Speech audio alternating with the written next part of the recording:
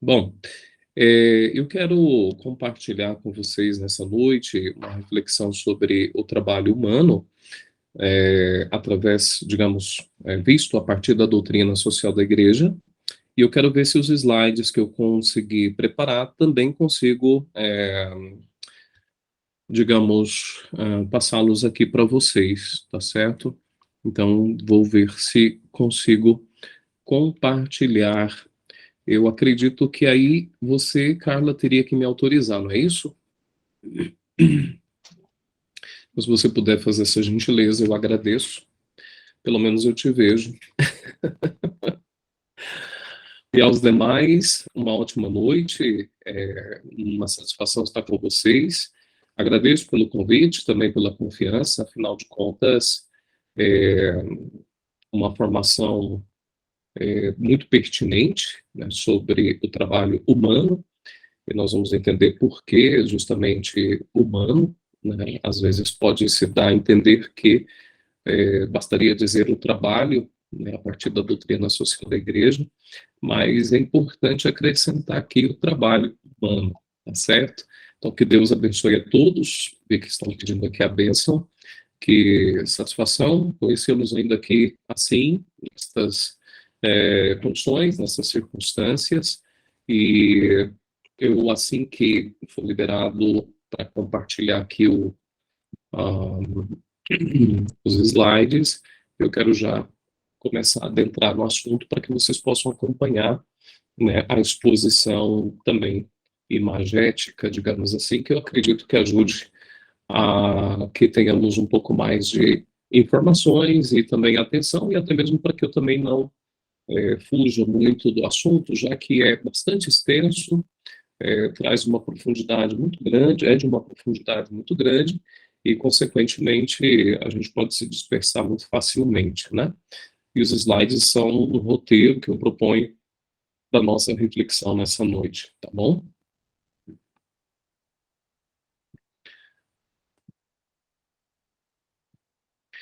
Então, permitir, ok. Então, agora ele vai observar minha tela e vejam, por favor, se estão ok. Estou apresentando a minha tela agora.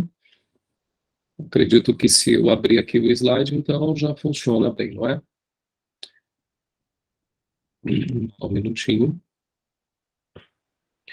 Vou ter que voltar aqui ao arquivo, porque eu, no reiniciar a máquina, acabei perdendo, né? Certo. Aqui. Ok. Certo. Muito bem. Muito bem. Carla, no WhatsApp, me diz aí, por favor, como é que tá? Se está dando para ver direitinho a tela replicada aí para vocês. Espero que sim. Ok, perfeito. Obrigado, Carla. Bom, é, o trabalho humano, nessa noite, a questão que buscamos responder é essa: o que a igreja tem a dizer sobre o trabalho humano?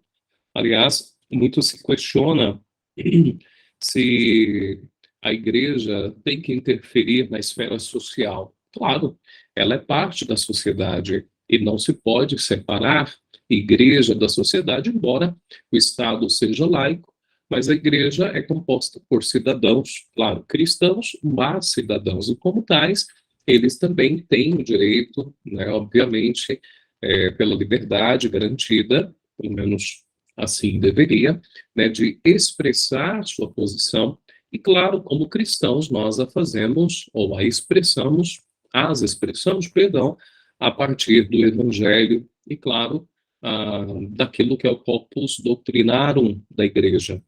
O percurso da nossa apresentação vai ser o seguinte: a proposta dos passos é darmos uma olhadela rápida sobre a etimologia da palavra trabalho, alguns aspectos bíblicos e da tradição.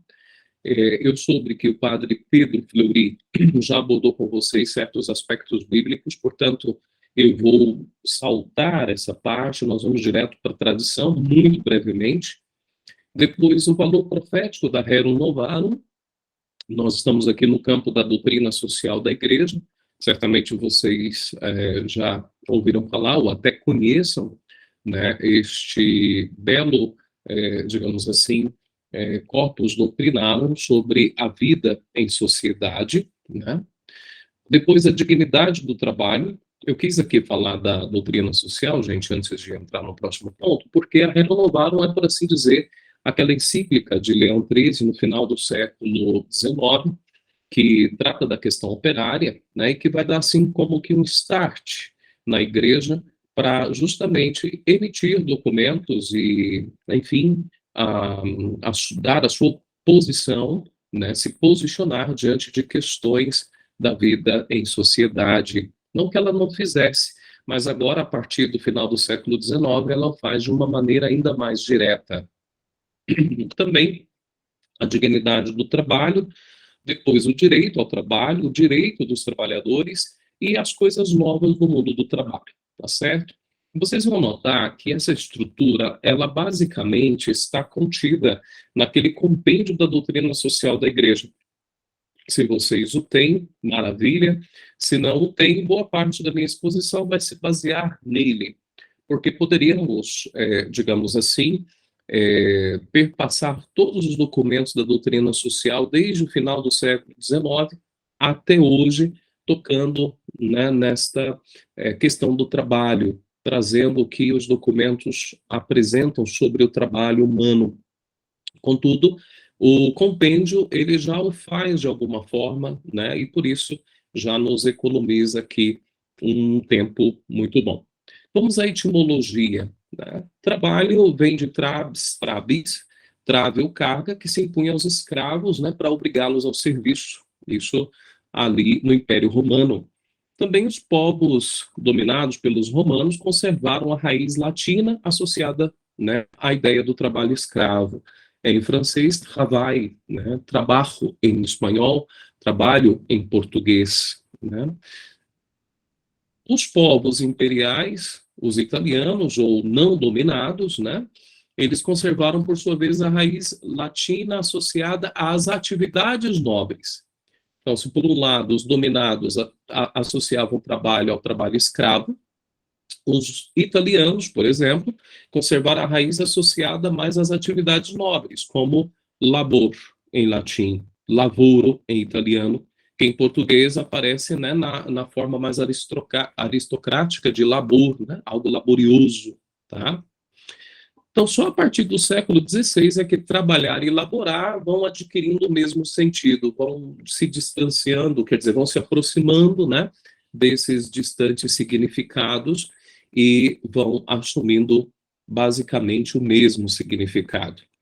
Uma outra opinião, inclusive, é que trabalho vem de tripalho, que era esse instrumento aqui pela figura do lado, que vocês podem observar, que era um instrumento de tortura, né, formado por 3 paus aqui, e ficava neste tripé piramidal, né, digamos assim. E as pessoas eram amarradas, supliciadas ali, né, e antes ou depois de tal uso, então ele vai servir também como estrutura para os agricultores que batiam as espigas de trigo ou de milho para desgraná-las, né. Então, interessante também essa ideia. Portanto, o tripalho quer dizer 3 estacas, né? E tinha esta concepção de tortura, né? Por isso, tripaliare, né, significa torturar. Então, no grego, por outro lado, fugimos um pouco do latim, ponus, já indicava um grande esforço interminável. Né? Então, etimologicamente, tudo isso está associado ao trabalho, né, digamos assim. Já o latim labo, né, quer dizer mais vacilar debaixo de um grande peso. Né? Bom, algumas definições de trabalho, que acho que é importante a gente poder, muito brevemente, perpassá-las. Alguém, né, da Gandhi diz que é qualquer atividade socialmente útil. Guzetti é a atividade humana em geral. A Habermas, né, a atividade racional realizada em vista de um fim. Interessantes, na verdade. Mas os papas vão em que linha? Portanto, o magistério, a igreja, vai em que linha? É o obrar racional do homem, mediante forças corporais e espirituais, com o fim de conservar, desenvolver sua vida e da sociedade. Vejam que é uma linha mais personalista, né? Nela insistem mais os papas. E, mais especificamente, o Papa São João Paulo II, numa encíclica inteiramente dedicada ao trabalho humano, a Labore Exercens, né, diz o seguinte: toda atividade realizada pelo mesmo homem, tanto manual como intelectual, independentemente das suas características, circunstâncias, quer dizer, toda atividade humana que se pode e deve reconhecer como trabalho, no meio de toda aquela riqueza de atividades para as quais o homem tem capacidade e está predisposto pela própria natureza em virtude da sua humanidade. Né? Agora, uma definição, eu diria mais uma descrição bem mais completa, né? Está no preâmbulo desta encíclica Labore Exercens. Então vejam que, segundo os papas, o importante é que o homem, mediante o trabalho, ele chega a ser mais homem e não somente consiga ter mais mediante o trabalho. Por isso aqui o título de propósito da nossa exposição é o trabalho humano, né? E isso que nos interessa entender o trabalho a partir do humano, né? E que o trabalho está a serviço do humano, por assim dizer. Ele deve colaborar para que a pessoa, para que o humano, o homem, seja mais pessoa, né? Então veja que nós temos esse cunho personalista bem marcante, né, na concepção do trabalho a partir da doutrina social da igreja. Aqui eu vou pular, portanto, essa exposição bíblica, como eu disse para vocês, porque segundo o Padre Pedro, ele já chegou a abordá-la com vocês. E já vou diretamente aqui para os padres da igreja, muito brevemente, para fazer um aceno também à sagrada tradição, né? E entender um pouquinho como os padres da igreja concebiam o trabalho. Para eles, o trabalho é o opus humano e não opus servile, quer dizer, desculpem, opus humano quer dizer obra humana, né? E não simplesmente uma obra servil. Portanto, não é algo apenas, digamos, resultado de uma servilidade, né? De uma subserviência, de uma escravidão até, mas é realmente o trabalho algo humano. Então, mediante o trabalho, o homem governa, né, com Deus, faltou o M ali, o mundo, juntamente com ele é sempre seu Senhor, e realiza coisas boas para si e para os outros, isso mediante o trabalho.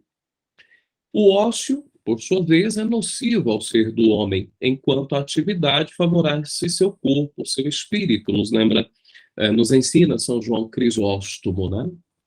E cada trabalhador, afirma Santo Ambrósio, é a mão de Cristo que continua a criar e a fazer o bem. Olha que bonito. E ainda, com o seu trabalho e laboriosidade, o homem partícipe da arte e da sabedoria divinas, torna mais bela a criação, o cosmos já ordenado pelo Pai, nos ensina Santo Irineu. Suscita o trabalho, né, aquelas energias sociais e comunitárias que alimentam o bem comum, né, Teodoro de Ciro, né, a favor, sobretudo, dos mais necessitados. E para os padres, o trabalho humano, finalizado à caridade, converte-se em ocasião de contemplação, transforma-se em devota oração, em ascese vigilante e em trépida esperança do dia sem ocaso. Está aqui no compêndio da doutrina social. Então, a partir de agora, toda vez que aparecer a sigla CDS, algumas vezes eu coloco CDSI, mas é para dizer compêndio da doutrina social da igreja, tá bem? Então, olha que interessante, né? Já nós vemos aqui uma certa espiritualidade do trabalho, a que nós, como cristãos católicos, precisamos cultivar.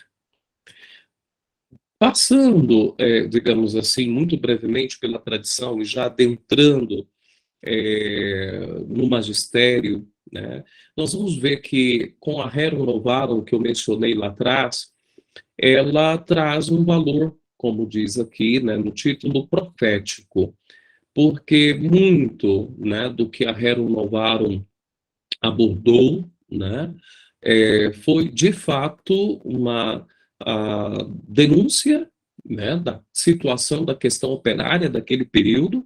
Lembrem que o contexto, nós vamos ver isso daqui a pouquinho, né, bastante conturbado, bastante delicado, e a Rerum Novarum tem essa dimensão profética porque ela denuncia, né, os equívocos em relação ao trabalho e, portanto, a questão operária, né, vividos naquele tempo, mas, ao mesmo tempo, ela estabelece muitos princípios que são válidos até hoje, né, para a questão do trabalho.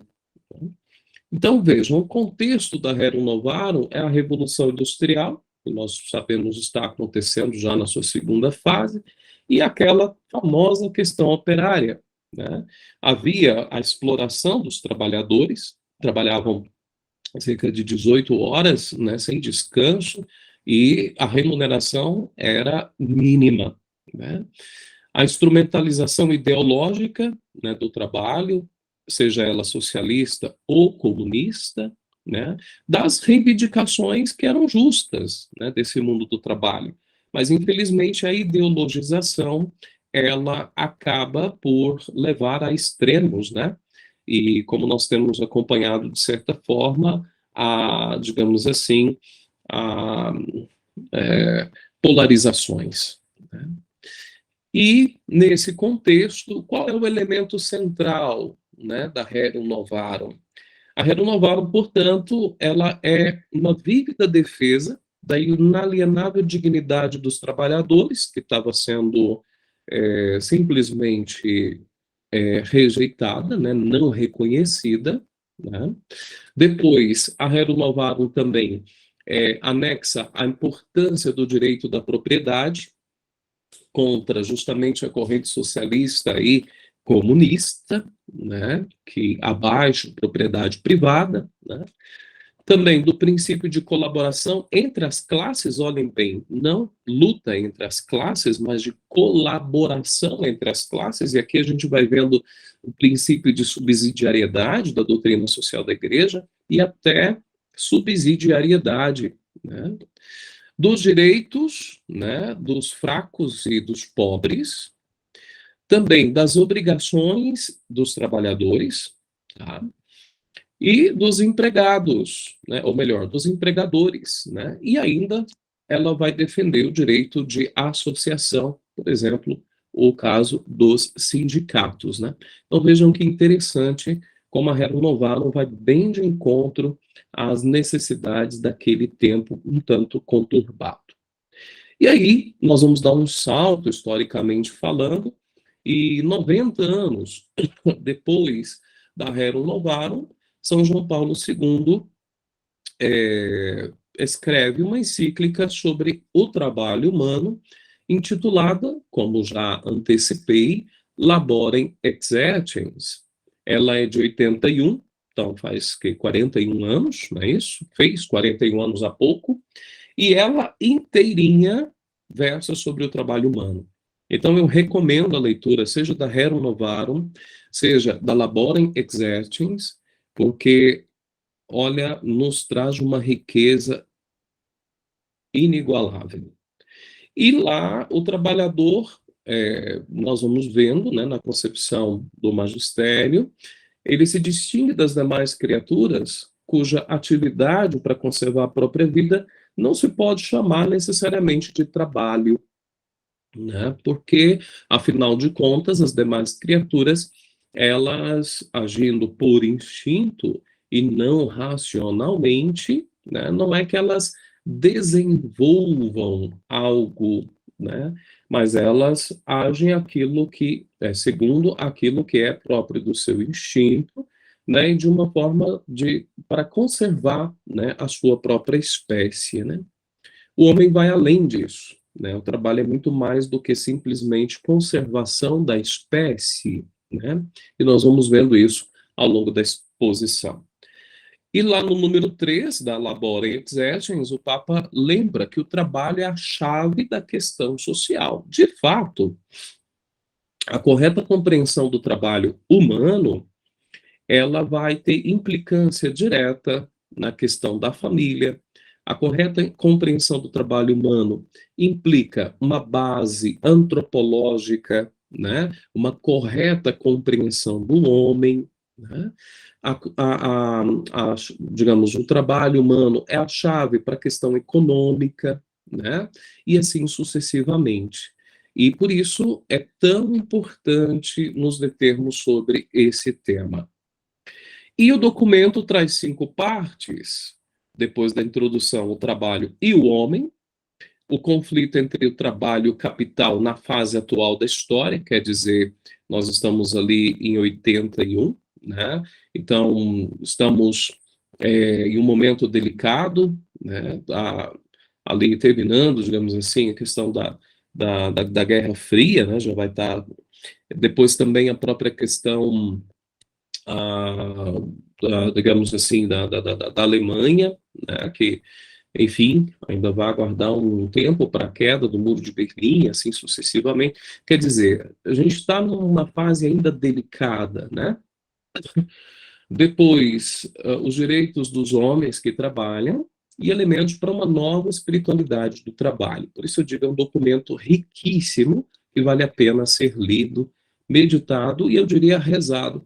Aliás, senhores e senhoras, eu diria que os documentos do magistério da igreja são, sim, textos de leitura até espiritual, né? Podemos rezar com estes textos, porque eles trazem uma fundamentação bíblica, uma fundamentação na sagrada tradição e, digamos, uma riqueza, né, enorme de toda eu diria, de todo o ensinamento do magistério da igreja. Então, e vale muito a pena. E, nesse documento, o Papa está consciente, né, dos novos problemas que envolvem o mundo do trabalho. Por isso, lá no número 1, ele começa com um prognóstico, né? Celebramos no 90º aniversário da Rerum Novarum, em vésperas de novos adiantamentos nas condições tecnológicas, econômicas e políticas, o que, na opinião de muitos peritos, irá influir no mundo do trabalho e da produção, em não menor escala do que o fez a Revolução Industrial do século passado. Então, o Papa já está antevendo aqui, por exemplo, a questão da própria internet, né? Da micro ou nanotecnologia, por exemplo, e assim sucessivamente. O quanto esta realidade está sendo também como que de uma grandeza não menor do que a Revolução Industrial, né? E ainda em um curto período ou espaço de tempo. E depois, de fato, a gente olhando para a sociedade a partir de um olhar, eu diria, sociológico, nós vamos ter várias descrições dessa nossa sociedade. Uma sociedade pós-industrial, uma sociedade do conhecimento, era da informação, era do acesso, modernidade reflexiva, né?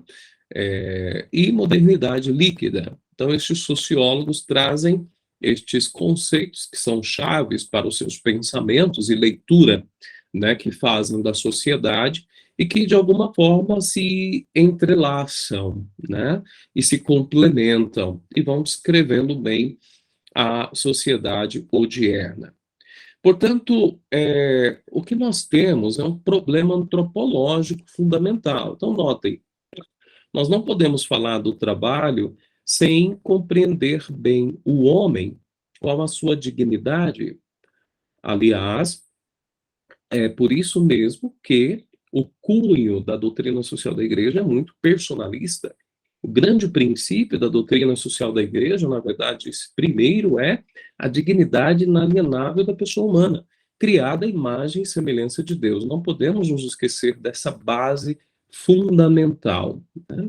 E o problema antropológico nesse tempo, né, que a encíclica Laborem Exercens toca, é justamente isso, né? A coisificação do trabalho e do trabalhador, que converteu o trabalho humano em mercadoria, primazia, então, do capital sobre o trabalho, né?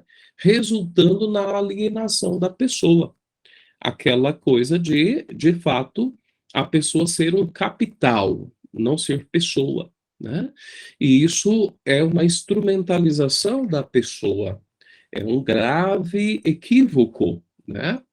Porque no final a gente sabe muito bem, pelo menos devemos saber, né? Que a dignidade da pessoa, né, não comporta essa, eu diria, coisificação dela, né, do trabalhador. E o capital transformou o trabalho, então, em instrumento de acumulação material, vai denunciar São João Paulo II. Então, essa oposição entre trabalho e capital, que foi gerada pela inversão antropológica, quer dizer, não é o homem, né, que, digamos, o trabalho não está a serviço do homem, mas, de certa forma, o homem a serviço do trabalho, mais diretamente do capital, né? O homem é visto como capital, né, humano para as indústrias, para as empresas, enfim, para os empregadores. Então, essa oposição entre trabalho e capital, né, por essa inversão antropológica gerada, é o principal conflito da sociedade contemporânea. Não que não tenha sido do passado, mas hoje é muito marcante, né? Claro que, digamos, de 81 para cá, né, 41 anos, alguns passos já foram dados, mas ainda precisamos dar muitos passos para avançar nessa matéria. E São João Paulo II busca, então, reafirmar na Laborem Exercens as bases antropológicas, estabelecendo que o primado, né, do trabalho sobre o capital, ou seja, corrigir esse erro economicista, né? Quer dizer, o trabalho ele não está em vista do capital, ele está em vista do homem, né? E, consequentemente, também o capital.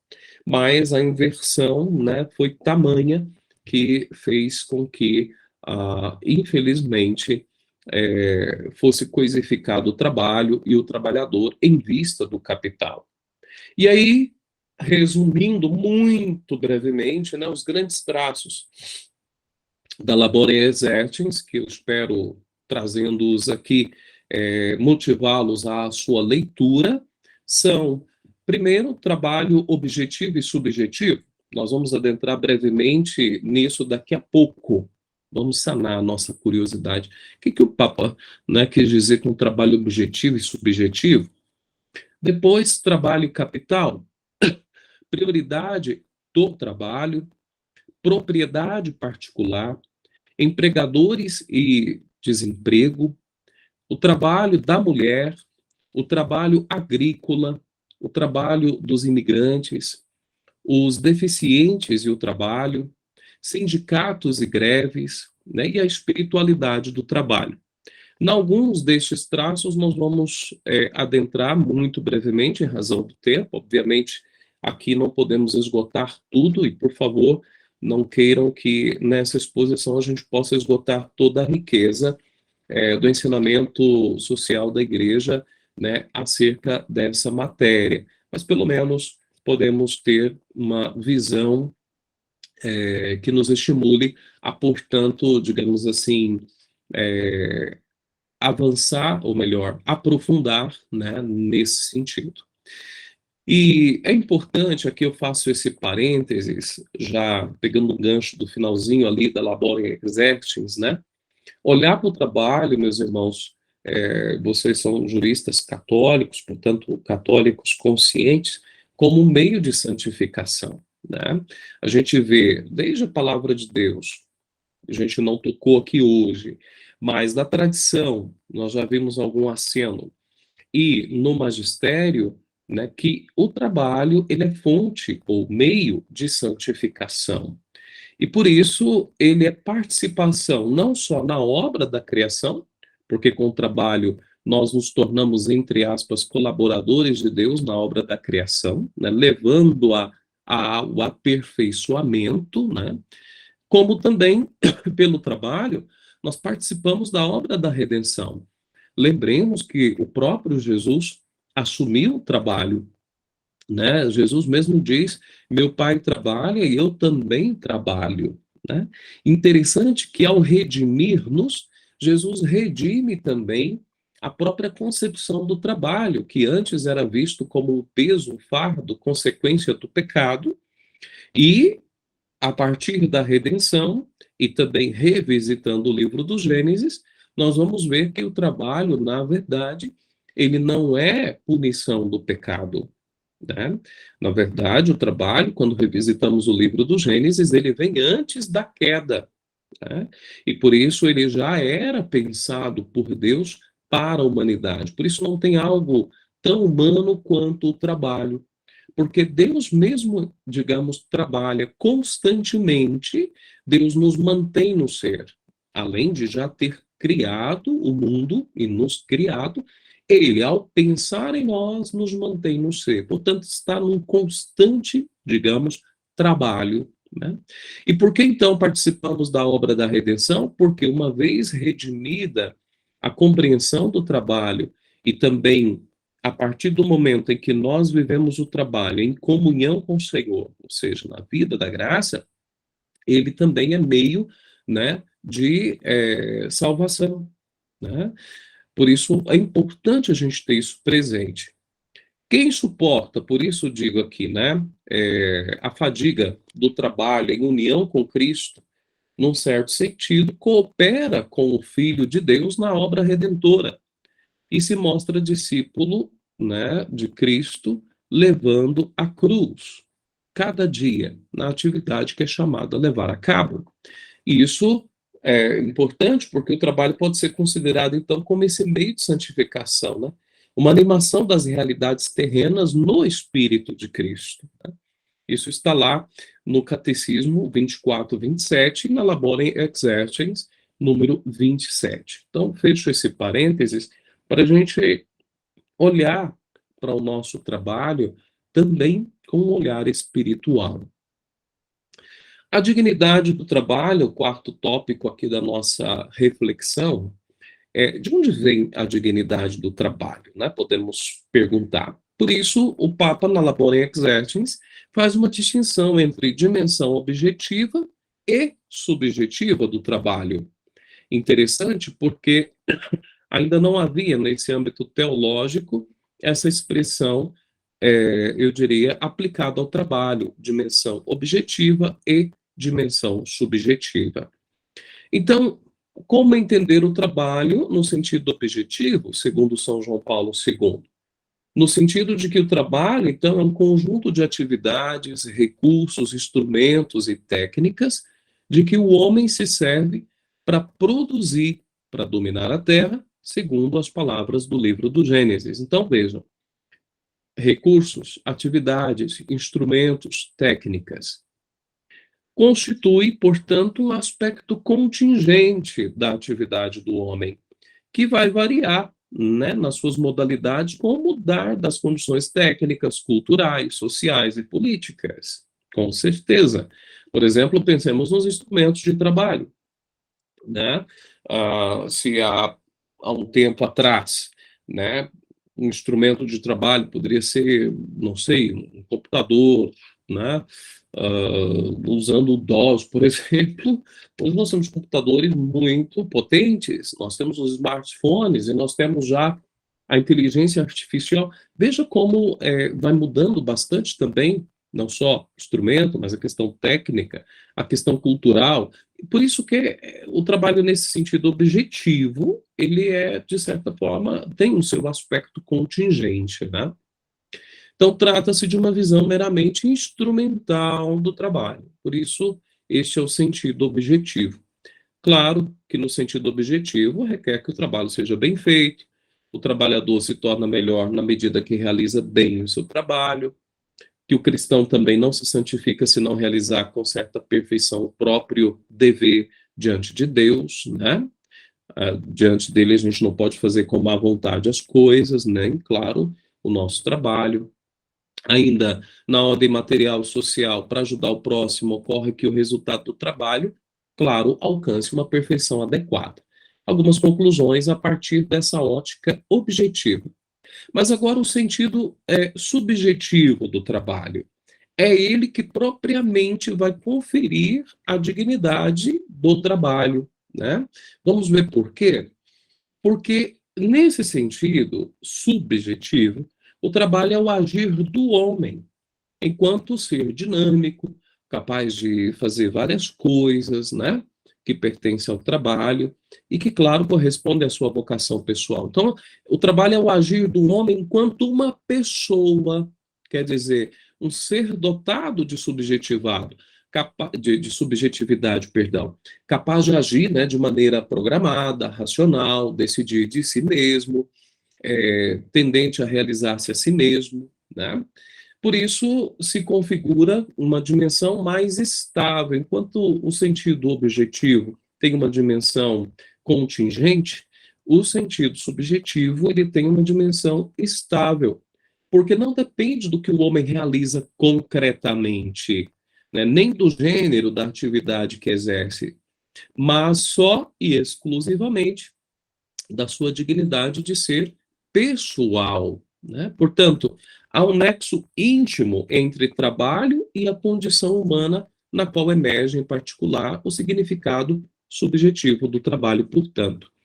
Então, aqui, muito resumidamente, o sentido subjetivo do trabalho está no fato de que ele é uma ação do homem, homem enquanto pessoa, né, racional, livre, né, capaz de decidir, que tende a realizar-se a si mesmo.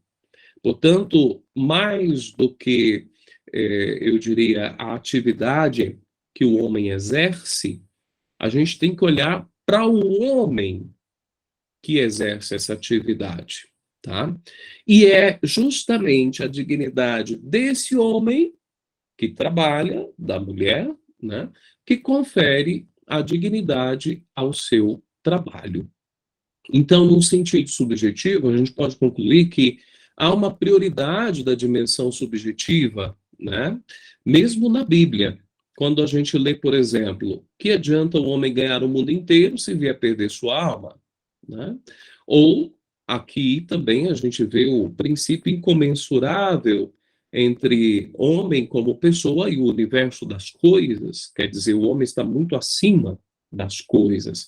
Por isso também a Bíblia diz: buscar em primeiro lugar o reino de Deus e a sua justiça, e tudo mais vos será dado em acréscimo. Então, essa justiça, que é santidade no sentido bíblico do trabalho cristão, né, está ligada ao aspecto subjetivo. Essa justiça, ela é superior ao trabalho, né, objetivo, que quer dizer, ao que se realiza, né? Se bem que não seja independente desse, né? Não há também entre o sentido subjetivo e objetivo uma certa independência. Um depende do outro, um está ligado ao outro, mas é interessante a gente perceber que, independentemente do que a pessoa realiza, mas sendo um trabalho realizado por ela, se ela o faz, né, pensando aqui subjetivamente, né, com amor, com reta intenção, etc., é, unida a Cristo, etc. Então, isso confere ao trabalho uma grande dignidade, né, um grande valor.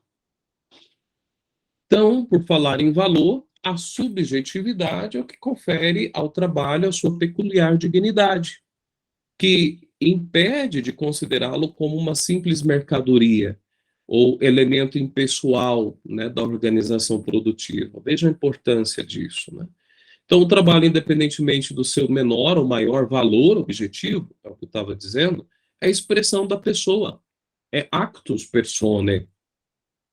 E qualquer forma de materialismo, economicismo, que tentasse reduzir o trabalhador a instrumento de produção, força de trabalho, a valor exclusivamente material, acabaria então por desnaturar irremediavelmente a essência do trabalho, privando-o da sua finalidade mais nobre e profundamente humana, tá?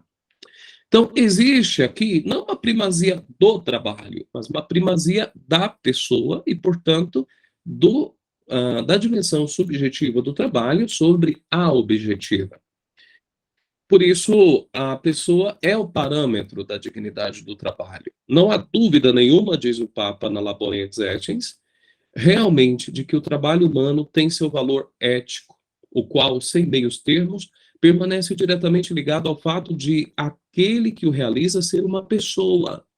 Então, sendo assim, minha gente, a dimensão subjetiva do trabalho deve ter a preeminência sobre a objetiva, porque é aquela do homem mesmo que realiza o trabalho, determinando-lhe a qualidade e o valor mais alto. Tá? Por isso, o trabalho não somente procede da pessoa, mas ele está ordenado e ele deve ser finalizado na pessoa. Essa é a ordem correta, segundo a doutrina social da Igreja. Por isso, a gente vê aqui o sentido do trabalho, né, e como ele deve ser compreendido em relação às prioridades da vida. Quer dizer, o trabalho é para o homem, e não o homem para o trabalho, né? E a gente vai vendo como na sociedade esta lógica ela é um tanto, eu diria, escandalosa, né? Porque parece que boa parte das pessoas hoje vivem para o trabalho. Então, o trabalho é, como dizíamos, actus personae, a expressão essencial da pessoa. E, portanto, quais as finalidades do trabalho? Primeiro, a finalidade do trabalho, a gente tem que pensar nisso, ela nos ajuda a compreender melhor essas dimensões subjetiva e objetiva. A finalidade do trabalho tem que estar unida aos aspectos essenciais da pessoa, tendo em conta a sua unidade, porque num ato livre, né, as várias dimensões se interagem. Aqui a gente está falando de inteligência, a gente está falando de vontade, né, a gente está falando de corpo, a gente está falando de alma, tudo aquilo que é integrante da pessoa humana. E a Gaudium et Spes, então, 67, traz 4 finalidades que estão intimamente ligadas do trabalho. Quais são essas finalidades do trabalho, segundo o Concílio Vaticano II? Primeiro, o domínio e a conclusão do mundo, é um aspecto técnico. Segunda, o serviço aos outros homens, o aspecto social. O crescimento pessoal do próprio homem, então, o aspecto pessoal. E a glória de Deus na identificação com Cristo, o aspecto transcendente, ou queiramos também, podemos chamar de aspecto espiritual. Portanto, olhando para essa dimensão social do trabalho, ele possui essa dimensão que é intrínseca, porque no final das contas, o trabalho ele é orientado ao homem e aos outros homens. Porque o trabalhar é um trabalhar com outros e um trabalhar para os outros. Então veja que interessante aqui a gente pode entrever, por exemplo, o princípio da doutrina social da igreja do bem comum, né? As relações entre trabalho e capital, ainda estamos aqui, desculpa, deixa eu só voltar aqui para a gente recordar, né? Falando da primazia da pessoa, dessa ordem do trabalho, das suas finalidades, e de uma delas, a dimensão social do trabalho, que a gente não pode descuidar. Agora, lembremos, as relações entre trabalho e capital. A gente já viu isso um pouquinho, mas aqui eu quis trazer essa figurinha, essa imagem que encontrei na internet, né? Ela diz muito sobre as relações entre trabalho e capital. Bom, vamos lá. Lembremos da prioridade da pessoa, né? O trabalho, pelo seu caráter subjetivo ou pessoal, é superior a todo e qualquer outro fator de produção. Este princípio vale no que tange ao capital, sobretudo, né?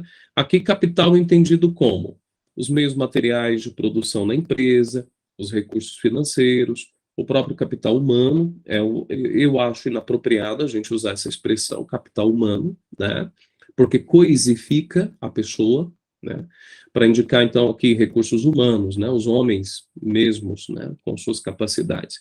O capital social, né, quando se quer indicar a capacidade de colaboração de uma coletividade. Então, a pessoa tem que ter prioridade sobre o capital. E ainda nessa linha, o trabalho ele é sempre uma causa eficiente primária. E o capital é o conjunto dos meios de produção, né? É um instrumento, né? Complicado é quando a pessoa também é vista como instrumento. Então, deve haver uma complementariedade entre capital e trabalho. De nada vale o capital sem o trabalho, nem o trabalho sem o capital.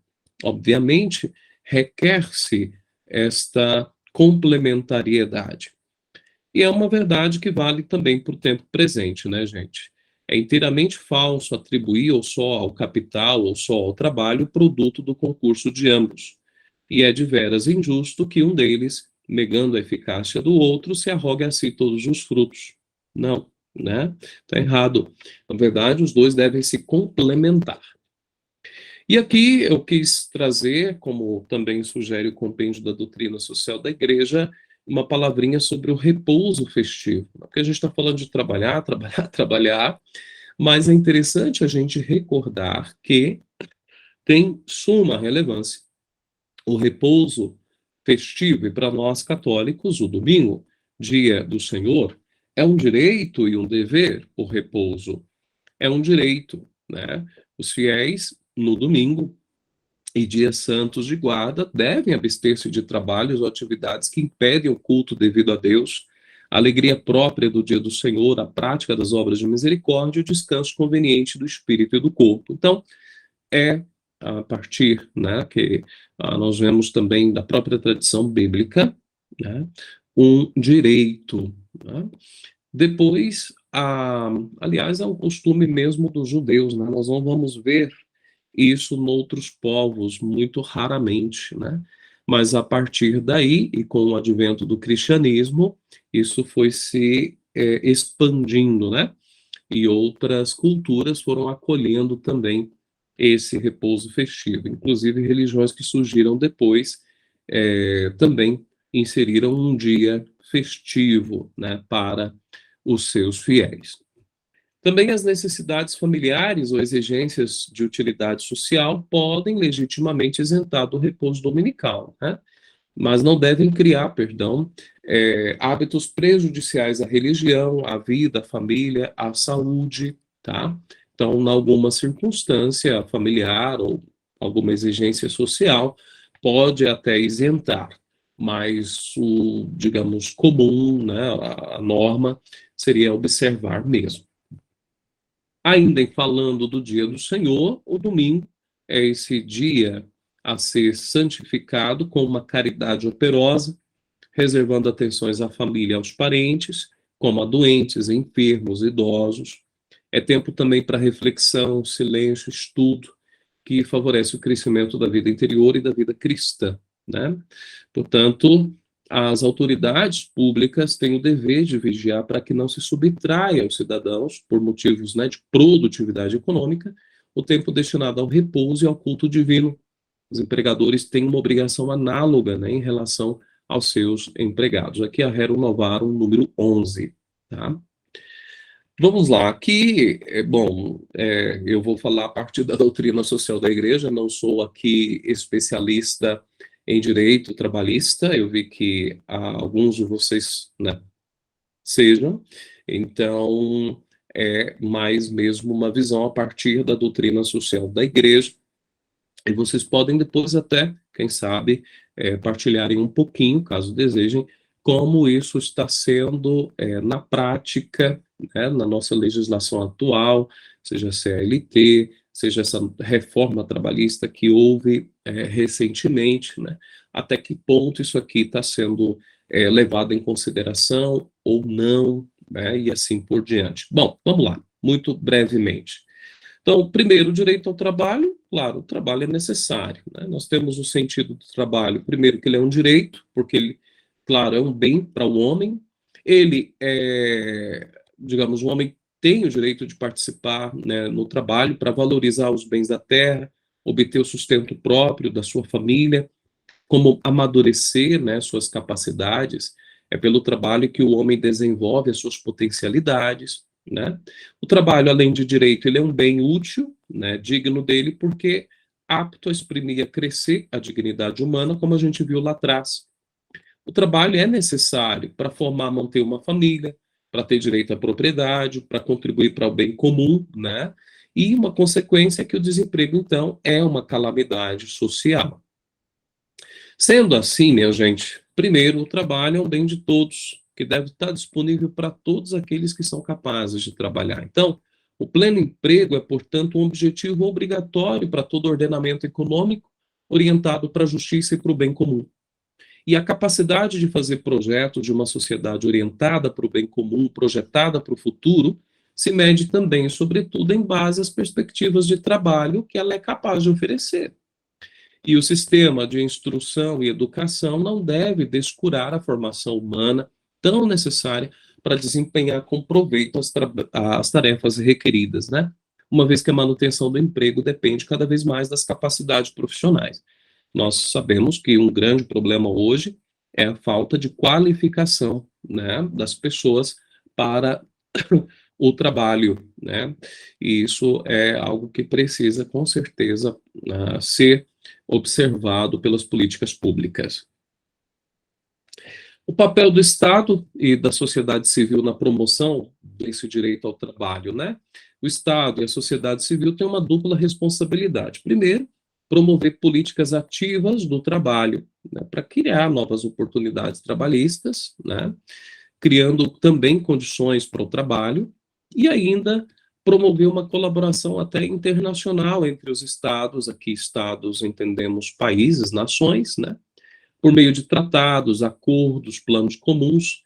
Lembrem que aqui a gente está partindo de uma doutrina social da igreja que olha para o mundo todo, né, para que essa cooperação salvaguarde o direito ao trabalho, né, também nas fases mais críticas do ciclo econômico, né, seja no âmbito nacional, seja no âmbito internacional. Por isso aqui a doutrina social da igreja ressalta a importância das ONGs, das organizações internacionais e sindicais. A família e o direito ao trabalho, que a gente vai caminhando daqui a pouquinho, né, para a conclusão da nossa exposição, que não quer ser exaustiva, mas pelo menos tocar nas questões aqui que a partir da doutrina da igreja a gente pode refletir. Então, o trabalho é fundamento sobre o qual se edifica a vida familiar, né, um direito fundamental, uma vocação do homem, e ele assegura os meios de subsistência e garante o processo educativo dos filhos, naturalmente, né? Por isso, olhando para a questão do trabalho, a gente tem que pensar na primazia da família. Mas quando eu digo a gente, eu digo não só a gente enquanto trabalha, mas os empregadores, e aqui sejam eles quais forem. E também as políticas públicas deveriam salvaguardar a primazia da família. Isso, como podemos declinar, né? É necessário que as empresas, organizações, sindicatos, o Estado promovam, né, políticas do trabalho que não penalizem, mas favoreçam o núcleo familiar, né, do ponto de vista do emprego. E considerar o pendularismo, né, quer dizer, a dupla jornada de trabalho, por um lado, e a fadiga física e psicológica, que reduzem o tempo dedicado à vida familiar, né? Ao mesmo tempo, as situações de desemprego repercutem materialmente, espiritualmente sobre as famílias, assim como as tensões e as crises familiares influem negativamente no trabalho, né, minha gente? Então, isso tudo tem que ser considerado. Outra palavrinha breve sobre as mulheres e o direito ao trabalho. A doutrina social da igreja nos diz que o gênero feminino é necessário em todas as expressões da vida social, por isso deve ser garantida a presença das mulheres também no âmbito do trabalho. E o primeiro indispensável passo para isso é a possibilidade concreta de acesso a uma formação profissional, né? Hoje tem melhorado muito, mas ainda se falta, né, bastante para que isso aconteça.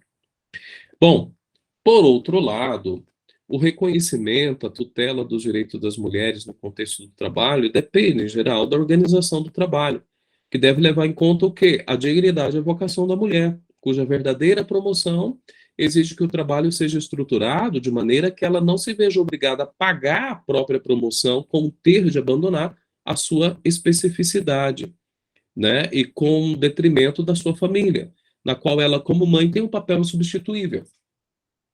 Lembra, então, que o trabalho tem que estar em função das pessoas, né?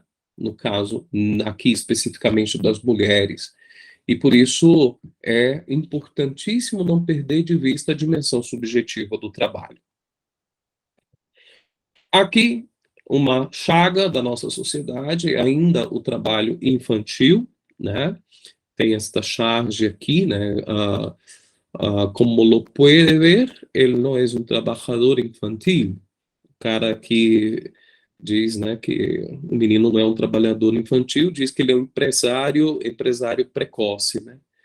E o menino limpa o vidro, patrão, né? Quer dizer, e aqui do lado outra criança que, enfim, mas é uma chaga, sem dúvida alguma, e a igreja também tem uma palavra sobre isso, né?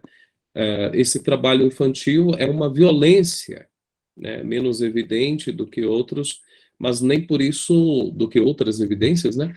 Mas nem por isso menos terrível.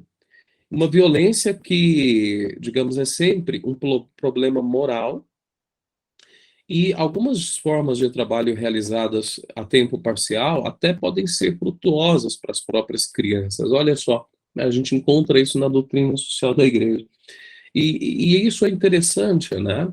Ah, o fato de privar as crianças de algum tipo de trabalho, aqui, por favor, não estamos nos referindo a este trabalho de forma, eu diria, um trabalho escravo quase, né? Mas uma forma legítima de trabalho pode ensinar muito às crianças, né?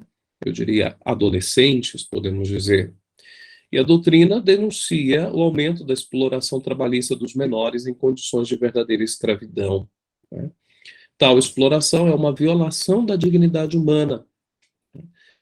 Ainda uma palavra sobre a imigração e o trabalho, não sei como está em Goiânia, mas aqui em Anápolis nós temos muitos venezuelanos, tínhamos muitos haitianos, né, a gente via mais frequentemente, hoje menos.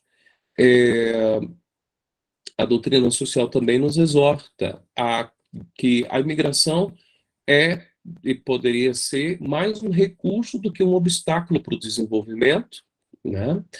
E os países anfitriões deveriam vigiar para que não se difunda, né, aquela tentação de explorar a mão de obra estrangeira, privando-as dos direitos garantidos ao trabalhador nacional, né? E que, portanto, esses direitos devem ser assegurados sem discriminação. Os migrantes devem ser acolhidos, né, ajudados com suas famílias e integrados na vida social, né? Temos aqui a citação do Catecismo 2241. E ainda uma palavrinha sobre o mundo agrícola e o direito ao trabalho. Em alguns países é indispensável a redistribuição da terra, né, no âmbito de eficazes políticas de reforma agrária, a fim de superar impedimento, né, que o latifúndio improdutivo, condenado pela doutrina social da igreja, representa um autêntico desenvolvimento econômico. Então, quer dizer, aqui a gente vê que a doutrina social da igreja acena para a possibilidade da reforma agrária, né, condena, digamos, um latifúndio improdutivo, com certeza, né, e claro que isso tem que ser feito de uma maneira responsável, né, meu povo. Então, a reforma agrária é uma necessidade política, né, em algumas circunstâncias e países, uma obrigação moral, uma vez que ela não acontecendo, né, os efeitos benéficos que dela derivariam, né, da abertura de mercado, daquelas ocasiões profícuas de crescimento, né, que a globalização em curso pode oferecer, tudo isso privaria, né, o país de viver, né? E direito dos trabalhadores. Então, a dignidade dos trabalhadores e o respeito pelos seus direitos. A igreja vai dizer, né, que o fundamento do direito dos trabalhadores, como todos os demais, está na natureza da pessoa, na sua dignidade transcendente. Isso não pode ser perdido de vista, né? Que é algo que contraria isso, né, claramente, né? Os exames mostram que ele está bem para o serviço, você ouviu? Ao trabalho. O cara está saindo da enfermaria, coitado, na situação que vocês estão vendo aí, né? Então, é muito triste quando a dignidade dessa pessoa não é levada em conta. E para isso, em se tratando dos direitos do trabalhador, alguns números aqui de alguns documentos, né, mencionam claramente o direito a uma justa remuneração, ao repouso, né, de ambientes de trabalho e processos de elaboração que não causem dano à saúde física dos trabalhadores, nem lesem sua dignidade, integridade moral. Aqui nós podemos acrescentar não só a saúde física, né, mas a saúde como um todo, também psíquica, né, e até espiritual, o direito de salvaguardar a própria personalidade no lugar de trabalho, né, quer dizer, sem serem violados, seja de que modo for, na própria consciência ou dignidade, respeitar a consciência das pessoas, né? O direito a convenientes subvenções, né, para a subsistência dos trabalhadores, né, desempregados, das famílias, o direito à pensão de aposentadoria ou reforma, seguro para velhice, né, bem como para doença, seguro para casos de acidente de trabalho, o direito a disposições sociais referente à maternidade, o direito de reunir-se e associar-se, né, e aqui trago as citações dos documentos. Ainda o direito à remuneração e à equitativa distribuição da renda, né? Veja que o salário, aqui mais especificamente é o meio mais comum, né, nem se tratando de remuneração do trabalho, lembro aqui falecido Chicanísio, o salário, ó, né, mas para dizer que a remuneração é o instrumento mais importante para realizar a justiça nas relações de trabalho. Então, o justo salário é fruto do legítimo, é fruto legítimo do trabalho. Comete grave injustiça quem recusa ou não o dá no tempo devido, em proporção equitativa ao trabalho realizado. Eu diria, é pecado, sim, é pecado grave, por exemplo, o empregador que não remunera equitativamente, né, digamos, proporcionalmente o trabalho que o trabalhador realiza.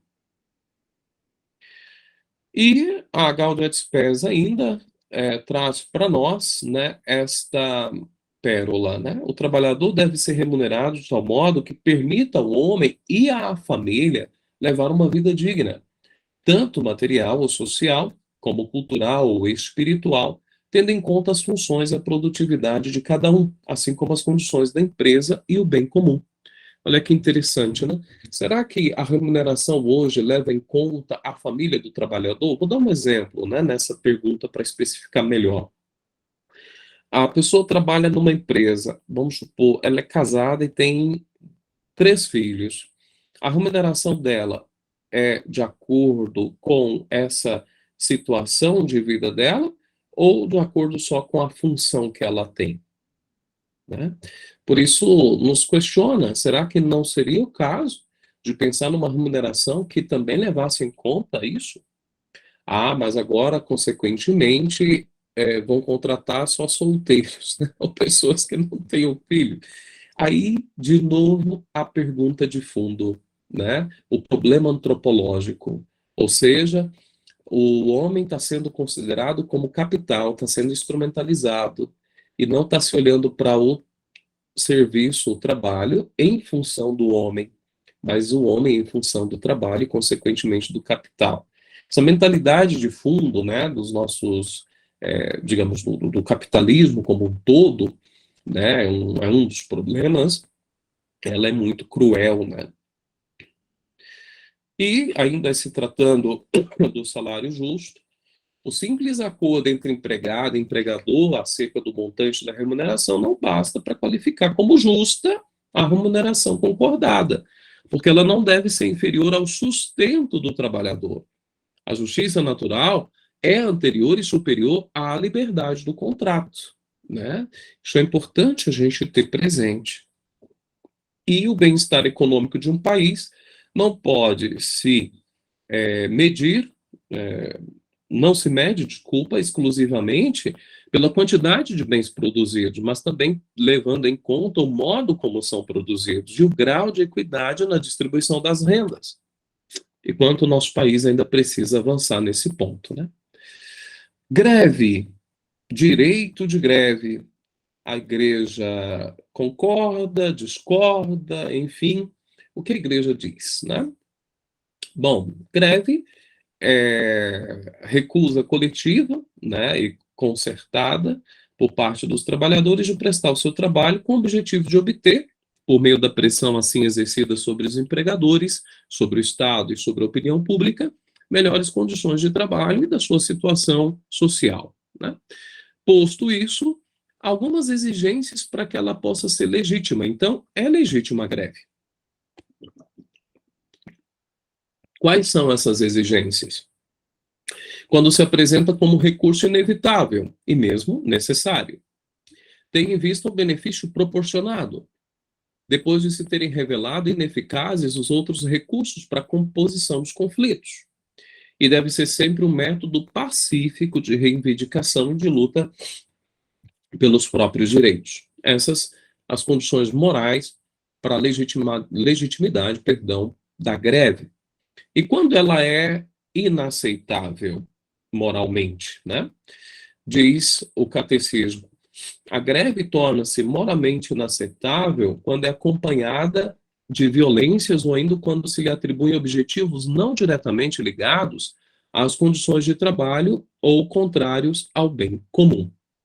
Tá? Aqui, obviamente, claramente, é imoral. A solidariedade entre os trabalhadores. Né? A igreja traz uma palavra que para nós é interessante, né? A importância dos sindicatos. Né? Obviamente, nós estamos entrando aqui nos detalhes da administração desses sindicatos. Esse aqui é um outro capítulo, mas o direito dos sindicatos, inclusive a Rerum Novarum, promoveu, né, essa associação dos trabalhadores em sindicatos, justamente para a reivindicação dos seus direitos e assim por diante, né? Ela é necessária, né? Agora, o magistério reconhece esse papel fundamental dos sindicatos, né? Porque a razão deles consiste no direito dos trabalhadores a formar associações, uniões para defender os interesses vitais dos homens empregados, né? Nas várias profissões. Então, são os sindicatos um fator construtivo de ordem social e solidariedade, um elemento indispensável na vida social. E os sindicatos são propriamente promotores da luta pela justiça social, pelos direitos do homem, do trabalho, nas suas específicas profissões, e também instrumentos de solidariedade, justiça, e não podem abusar dos instrumentos de luta e devem respeitar as pessoas, né? Obviamente, isso não pode ser perdido de vista. E aí, caminhando agora para o término da nossa apresentação, que vai passar um pouquinho de uma hora, peço desculpas, mas acredito que vale a pena a gente concluir com estas ponderações. As coisas novas do mundo do trabalho. Vejam só, nós estamos numa fase de transição epocal, temos um fenômeno da globalização, ele permite experimentar novas formas de produção, né? Com o deslocamento das instalações em áreas diferentes daquelas em que são tomadas decisões estratégicas e distantes dos mercados de consumo, por exemplo. E dois fatores impulsionam esse fenômeno, né? A velocidade da comunicação hoje, agora chega a 5G, né? E a facilidade para transportar mercadorias e pessoas de um lado para o outro do globo, né? Então, isso favorece ainda mais a globalização, a experiência de novas formas de produção e assim sucessivamente.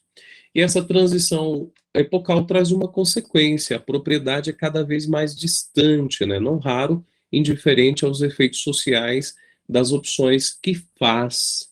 Né? É necessária a globalização das tutelas, dos direitos mínimos essenciais, a globalização da equidade. Né? Uma característica da nova organização do trabalho é a fragmentação física, né, do ciclo produtivo. Então, hoje, cada vez mais se fragmenta a produtividade, né? E essa globalização da economia requer maior flexibilização do mercado do trabalho, na organização e gestão dos processos produtivos, com certeza, né? E, concluindo, portanto, o trabalho, sobretudo nos países mais desenvolvidos, atravessa agora uma fase que aponta para uma fase de passagem da economia industrial, né, que era essencialmente produtiva, né, a uma economia essencialmente concentrada sobre serviços e inovação tecnológica. Inclusive, no Brasil também isso tem aumentado bastante. Surgem profissões novas, consequentemente, outras vão desaparecendo, né? A passagem do emprego fixo a um percurso profissional caracterizado por uma pluralidade de atividades profissionais, né? E a descentralização produtiva faz com que pequenas e médias empresas adquiram vigor, dando-lhes novos impulsos, né? As startups, por exemplo, hoje, né, estão num boom, né?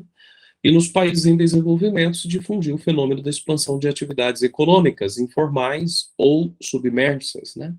No Brasil mesmo, nós contemplamos essa realidade, né? Ela é palpável, né? E, portanto, nesse sentido, diante dessas coisas novas, né, o trabalho se deve evitar, no mundo do trabalho, o determinismo, dizer que é assim, pronto, e acabou, a tecnologia veio e as mudanças vieram, e agora tem que, né, antepor essas tecnologias e tudo à pessoa humana? Não, jamais. Mesmo com todas essas inovações, o princípio da dignidade da pessoa humana, ele não pode ser esquecido, relegado a segundo, terceiro, quarto, quinto planos, não sei. O fator decisivo, então, gente, é o homem que é protagonista do trabalho. Essa dimensão subjetiva, recordo, não pode ser perdida de vista. Por isso, tem que se evitar interpretações mecanicistas, economicistas da atividade produtiva. É uma tentação, né? Sempre uma constante em matéria de trabalho. O homem tem necessidade de corresponder às suas indeléveis exigências interiores mais do que se limitar somente ao ter, né? Então, o trabalho deve levar o homem a ser mais homem, e não necessariamente o trabalho deve levar o homem a ter mais coisas. E, portanto, mudam essas formas históricas em que se exprime o trabalho, mas não deve mudar as exigências permanentes, né? Que está justamente aí, no respeito dos direitos inalienáveis do homem que trabalha. Para a solução das vastas e complexas problemáticas do trabalho, os homens de cultura devem oferecer seu contributo e é urgente um desenvolvimento autenticamente global e solidário, capaz de abarcar todas as regiões do mundo, inclusive as menos favorecidas. É necessário globalizar a solidariedade, nos convida São João Paulo II. Portanto, finalizando, eu diria que o desequilíbrio, citando o compêndio, né, os desequilíbrios econômicos e sociais existentes no mundo do trabalho devem ser enfrentados restabelecendo a justa hierarquia dos valores, pondo em primeiro lugar a dignidade da pessoa. É necessária a ponderação da nova situação do trabalho nesse contexto atual, né, da globalização, numa perspectiva que valorize a propensão natural dos homens a entabular relações. E a técnica pode ser a causa instrumental da globalização, mas é a universalidade da família humana a sua causa última, não a técnica. Muito obrigado. Bom, desculpem ser um tanto veloz aqui nas exposições, mas é para, pelo menos, dar aqui a vocês um pouco de sobrevisão acerca dessa temática, né? Eu estou vendo aqui uma conhecida, Suelena, olha só. Oi, Suelena, boa noite. Boa noite, Coisa Padre boa. Jair. Prazer rever o senhor, né? Bom, eu estou sem ouvir, desculpa, eu estou com algum problema aqui na minha máquina, a gente está conversando pelo chat, na Ah, paciência. Até, mais uma vez, agradeço pela compreensão de vocês. Não sei o que houve, mas acontece. Pois não, alguém quiser falar alguma coisa, contribuir, acrescentar, dúvidas a gente pergunta aos universitários. Por favor, podem usar o chat. Maria Doris também, bom, está aqui com a gente. Marcelo, prazer, Manuel, Marisete. Nossa, vocês são guerreiros, viu? Estão me aguentando até agora. Maravilha. Também estou tentando ativar minha câmera e nada ainda. Eu que agradeço, Manisete. Obrigado também aí a Suelena. É um prazer revê-la também. Ah, obrigado, Carla, pelo comentário. Alguma dúvida, alguma observação que queiram fazer? Digam aí rapidamente, para mim, vocês que estão no mundo do direito, como vocês veem, assim, muito resumidamente, em base do que nós expomos, do que eu expus aqui, a reforma trabalhista, né? A opinião de vocês. A reforma trabalhista, em relação à doutrina social da igreja, digamos assim, ela, ao ver de vocês, assim, muito resumidamente, né? Ela contribui para que a dignidade da pessoa tenha primazia sobre a questão do trabalho e do capital, ou não? Ela não contribui, porque, assim, muito brevemente, claro, só para saber a opinião de vocês e despertar um pouquinho aqui a conversa, né? A Carla está dizendo que a reforma veio na contramão da história e também da doutrina social da igreja. Muito bem. Ah, é a sua tese. Que coisa boa. Olha, eu acho que seria interessante depois você, se não teve ocasião ainda, de expor para o grupo, né? Isso, penso que valeria a pena. Depois me envia, se você puder. Quando tiver de férias, eu leio. Tá bom? Se puder, eu quero, tá? Até mesmo para eu aprofundar um pouquinho nessa questão da reforma trabalhista, porque, confesso, ainda não tive como adentrar tanto. A gente lê alguma matéria, mas, assim, cientificamente ainda não a estudei. Marcelo está dizendo, com essa excelente exposição, podemos ter certeza que as relações de trabalho precisam evoluir muito humanamente. A valorização do ser humano, infelizmente, deixa a desejar. É verdade, Marcelo. Nós temos ainda hoje, né, nesse mundo capitalista, uma instrumentalização do trabalho e, consequentemente, da pessoa, né? Isso é sério, é verdade. Bom, enquanto ninguém participa, eu pergunto, Suelena, como é que está o Thales, como é que estão os meninos? Gente, a Suelena eu conheci lá de Pirenópolis, por isso que fiquei aqui Ó, também feliz em vê-la, tá. revê-lo, pelo menos. Tem que escrever, né? Deixa eu escrever aqui, padre. Tem aqui também, sim, isso mesmo.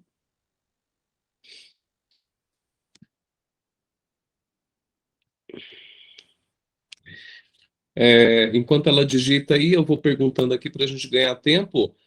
Vocês conhecem esse compêndio da doutrina social da igreja? Todos têm? Que é do Pontifício Conselho Justiça e Paz? Opa, que bom, Marisete. Que bom, Suelena, que todos estão bem. Manda um abraço a todos, por favor. Alguns conhecem só a parte dele. Ah, sim, Festa do Divino lá em Perinópolis. Convida aí os colegas, viu, Suelena, também. Vai ser um prazer. Ah, que bom, Maria Dores, você também conhece.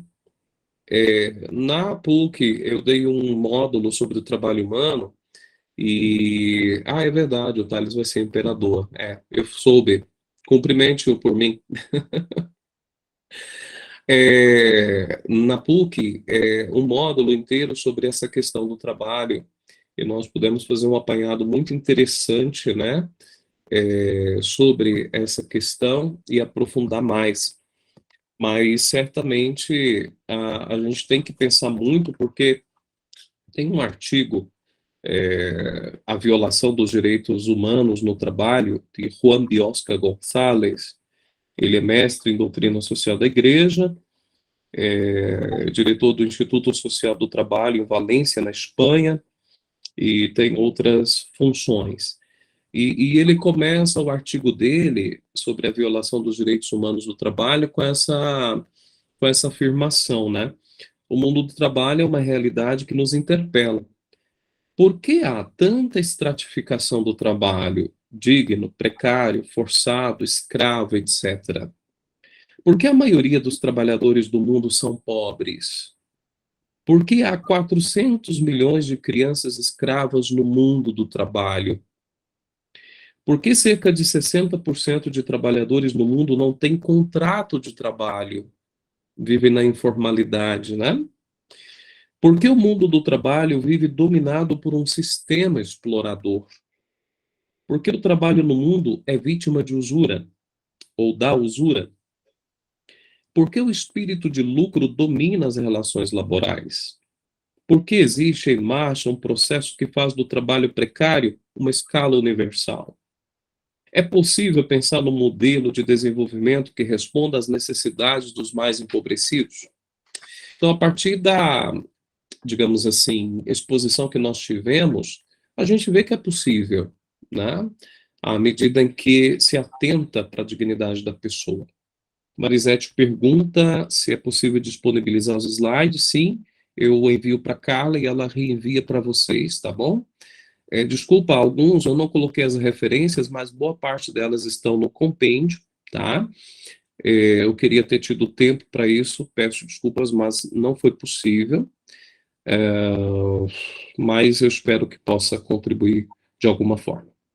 Carla, deixo então a palavra com você. Quero, antes de dar uma bênção final, agradecer muito a você, né, pelo convite, pela confiança, e a todos vocês pela participação, também pela paciência, né? E uma alegria, Marisete, Maria Dores, Marcelo, Emanuel, isso, Helena, né, também, que bom, muito bom revê-la. Muito obrigado mesmo de coração. Peço que rezem por mim, pelos sacerdotes, aqui pelo nosso seminário. Eu moro no Seminário Diocesano de Anápolis, né? Os seminaristas estão nesse fim de semana em retiro espiritual, né? E nós temos cerca de 39 seminaristas se preparando para o ministério sacerdotal. Talvez 10 ingressem no seminário ano que vem, se Deus quiser, para iniciar esse período formativo. São 9 anos de formação até o sacerdócio, tá? Uma década, né? Isso depois do ensino médio, tá? São trabalhadas várias dimensões na formação deles, além da acadêmica, a dimensão humana, e aqui tudo que engloba a humanidade, a dimensão espiritual e a dimensão pastoral. Claro que estão integradas, mas essas dimensões todas são trabalhadas ao longo de todo esse processo formativo, tá? Bom, por isso eu peço oração pelas vocações, e aí também pelas vocações da Arquidiocese de Goiânia, né? Sei que tem muitas paróquias que estão sem padres, isso nos deixa assim com o coração doendo, né? Mas Deus sabe. Carla, por favor, diga-nos alguma coisa para a gente poder concluir. Então, né, só agradecer. A Marisete disse aqui, né? A usura deveria ser tema de outra formação, pois vejo-a como a mola propulsora da exploração. Obrigado. Sim, de fato. A gente poderia talvez tratar aqui, mas é do pecado capital da avareza, né? A consequência dela é justamente a usura.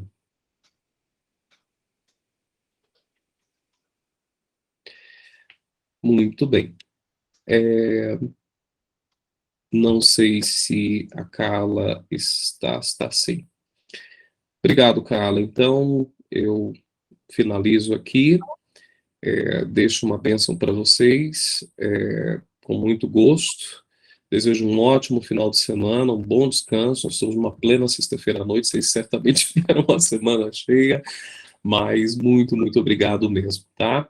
Continuem firmes aí nessa formação, vale a pena a gente se imbuir, né, dos critérios evangélicos para compreendermos as realidades nas quais estamos inseridos e até, claro, da nossa própria vida, certamente. O Senhor esteja convosco, Ele está no meio de nós. Que desça sobre vocês, que desça sobre o trabalho de vocês, sobre a família de vocês, sobre as intenções, as dificuldades e as preocupações de vocês. a bênção do Deus que é todo-poderoso, misericordioso e providente, Pai e Filho e Espírito Santo. Amém. Gente, muito obrigado de coração. Desculpem se a câmera minha não ativou, tentei, não consegui, e se também não consegui ouvir vocês. Espero que, havendo uma próxima, isso aconteça. Um grande, forte abraço, bom descanso, boa noite, um abraço. Obrigado, de coração mesmo. Tchau. Tchau, gente. Boa noite. Obrigada pela presença de todos, tá? Tchau, Selena. Boa noite, cara. Boa noite para todos. Boa noite, Marcelo. Boa noite, queridos. Muito obrigada. Beijos. Luiz. Foi ótimo. Ele é maravilhoso, né? Ele é muito bom. Muito bem colocado nesse momento. É, inteligentíssimo. Obrigada, tá, gente? Um beijo. Um beijo, tchau.